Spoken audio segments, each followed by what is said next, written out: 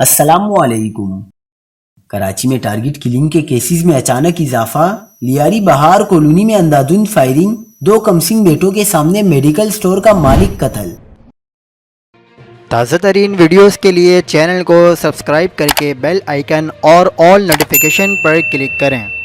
آپ کو بتاتے چلیں کہ کراچی کے علاقے لیاری بہار کالونی میں فائرنگ سے باپ جاں بحق اور 2 بیٹے زخمی ہو گئے۔ ایس ایس پی سٹی عارف عزیز نے بتایا کہ ملزم گلی میں پیدل داخل ہوا اور فائرنگ کر کے فرار ہو گیا۔ مقتول نور محمد میڈیکل سٹور کا مالک تھا۔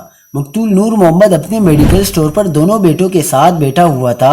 واقعے کے وقت علاقے کی لائٹ گئی ہوئی تھی کہ فائرنگ کر دی گئی۔ فائرنگ سے نور محمد کے دونوں بیٹے شہزاد اور اسماعیل بھی زخمی ہوئے۔ فائرنگ کا واقعہ ٹارگیٹڈ لگتا ہے۔